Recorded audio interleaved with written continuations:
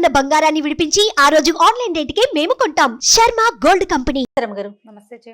రమగారు, కార్తీక పౌర్ణమి చాలా బాగా చేసుకుంటాం కదా, అయితే మార్గశిర పౌర్ణమి కూడా వస్తుంది. మరి ఈ రోజు యొక్క విశిష్టత ఏంటండి? ఎలా చేస్తాము? మార్గశిర పౌర్ణమి దత్త జయంతి చేస్తారు సాధారణంగా.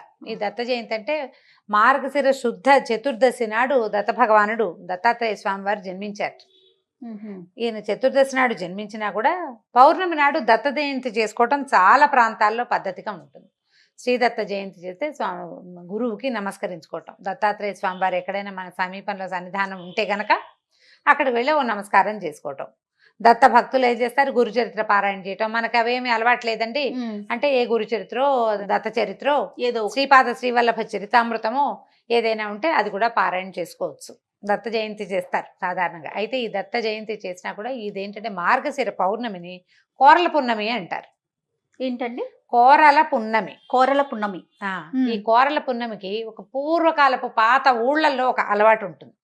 ఈ పున్నానికి అంటే పౌర్ణమి నాడు కుక్కలకి చపాతీలు, రొట్టెలు, కుడుములు పెడతారు కుక్కకి. అది కూడా ఏంటంటే ఒక కొరికి పెట్టాలని చెప్తారు. ఇది 2-3 విషయాలు ఉన్నాయి దీని మీద.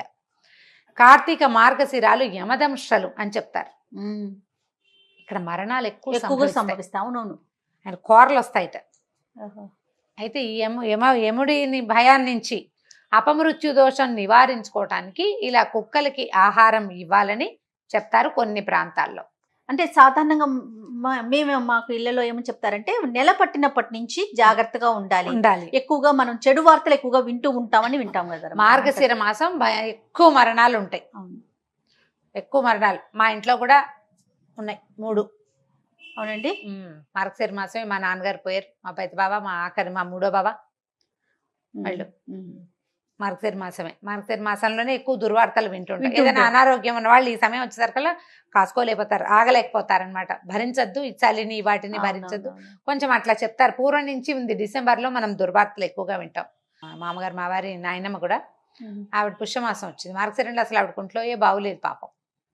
మార్గశిరం అంతా గెంటిచ్చారు, చివరికి అప్పుడు వెళ్ళిపోయారు. చెప్పలేకపోతాం. అదేలేండి. అయితే ఈ వ్యవహారాల్లో ఏంటంటే మనం ఎప్పుడు ఆలోచించుకోవాల్సింది ఏంటంటే పూర్వకాలం నుంచి ఉన్న అలవాట్లు, సంప్రదాయాలు కానీ ఏదో ఒక క్యాల్కులేషన్ తోటి పెట్టుంటారు. అవునండి. దీంట్లో ఇంకో క్యాల్కులేషన్ ఏం చెప్తారంటే ఇది రోడ్ల మీద తిరిగే కుక్కలకి ఆహారం పెట్టడం సంవత్సరంలో ఒక్కసారైనా. దానివల్ల కుక్కలు ఒకసారి ఆహారం పెట్టిన వాళ్ళని మర్చిపోవు. అవునా? ఒక్కసారి ఒక్క బిస్కెట్ పెట్టు, అది నేను చూడంగానే తోకాడేస్తుంది, గుర్తుపడుతుంది. వాసన, వ్యక్తుల వాసన గుర్తుంటుంది. కొరికిన ఆహారాన్ని కనుక పెడితే అంటే చపాతీని కొంచెం పిల్లడితో తినిపించి పెట్టిస్తారు. కుక్కకి ఎంగిలైనా పెడతావా అలాంటివి అడక్కండి, పాత పద్ధతి ఇది అంతే. ఈ పెడితే ఇవన్నీ కూడా ఏంటంటే మన ఇంట్లో పెంచుకునే దానికి కాదు, రోడ్డు మీద ఉన్న వీధి కుక్కలకి పెట్టిస్తారు. ఇక ఆ కుక్క వాడికి అరవదు, వాడిని ఏం చేయదు, ప్రమాదాలు తగ్గిపోతాయి. అందుకని ఈ జీవులకి ఆహారం ఇవ్వటము, తర్వాత వీటితోటి హ్యూమన్ ఫ్రెండ్లీ అంటే మనతోటి అవి ఫ్రెండ్లీగా ఉండడానికి ఒక మంచి పద్ధతి అన్నమాట. కుడుములు పెడతారు కొన్ని చోట్ల.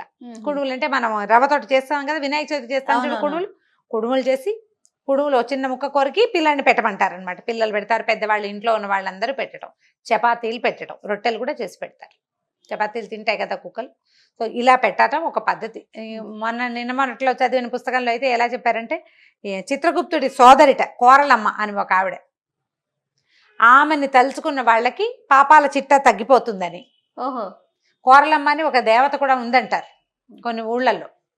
ఆమె ప్రీత్యర్థం ఈ కోరల పూర్ణమి రోజున ఇట్లా ఏదైనా ఆహారం పెడతారని. ఇందులో ఇంకొకటి ఏం చెప్తారు, ఎన్ని ఉన్నాయో పాఠభేదాలు చూడు ప్రాంతాలని బట్టి. శునకము కాలభైరవుడి వాహనం. అవును. కొండకుచో కాలభైరవుడి శునకాన్నే భైరవుడు అని కూడా అంటారు. కుక్కనే కాలభైరవుడు అంటారు. ఆయన దాని మీద వాహనంగా తిరుగుతాడు, కుక్కే ఆయన వాహనం అని చెప్తారు. ఇట్లా శునకాలకి గనక ఆహారం ఇస్తే కాలభైరవుడు మన యందు ప్రసన్నుడుగా ఉండి దారి దోపిడీలు జరగవని, మనకి దొంగల భయం తగ్గుతుందని, అపమృత్యు నివారణ జరుగుతుందని చెప్తారు. ఈ 3 విషయాలు ఉంటాయన్నమాట. అందుకని ఈ మార్గశిర పౌర్ణమి నాడు అవకాశం ఉంటే 2 చపాతీలు రాత్రి చేసుకుంటే కిందకి తీసుకెళ్ళి వాకిట్లో రోడ్డు మీద ఏది కుక్కున్నా కూడా ఓ 2 చపాతీలు కుక్కకి పెట్టండి. దానికి జామ్ రాద్దామా పీనట్ బటర్ రాద్దామా అనుకోవద్దు. దాంట్లో ఒక చిటికెడు ఉప్పేసి చపాతీలు చేసి పెట్టచ్చు. ఇది చాదస్తంగా పురాతన సాంప్రదాయంగా భావించి ఇది చేయకపోతే కొంప మునిగిపోతుంది అనుకోకండి. చేయాలనిపిస్తే చేసుకోండి. మీ ప్రాంతాల్లో అలవాటు ఉండి మా అమ్మ వాళ్ళు చిన్నప్పుడు వేసేవాళ్ళండి మేము మానేసాం అని చెప్తారు చూడు, అవునవును, వాళ్ళు చేయండి జ్ఞాపకం పెట్టుకుని. అమ్మ వాళ్ళు చేసిన విధానాలు కొన్నైనా మనం కొన్నిటినైనా పాటిస్తుంటే బాగుంటుంది. మన పిల్లలు కూడా దీన్ని కొనసాగిస్తారు. ఈ కోరల పున్నమి అనేది ఒక ప్రత్యేకమైన రోజని, ఈ రోజున దారిలో ఉండేటువంటి శునకాలకి ఆహారం ఇవ్వాలనే ఒక విషయాన్ని మనం నేర్పిస్తాం. అంతే, జంతువుని ప్రేమించటం, జంతువుని ప్రేమించడమే కదా, అందులో ఇంకా తప్పేం లేదు. కాబట్టి ఈ పౌర్ణమి నాడు ఈ పని చేయొచ్చు. అవకాశం ఉన్నవాళ్ళు, ఆసక్తి ఉన్నవాళ్ళు తప్పకుండా చేయండి. తప్పకుండా రమ్య గారు. నమస్తే. నమస్తే చేయండి.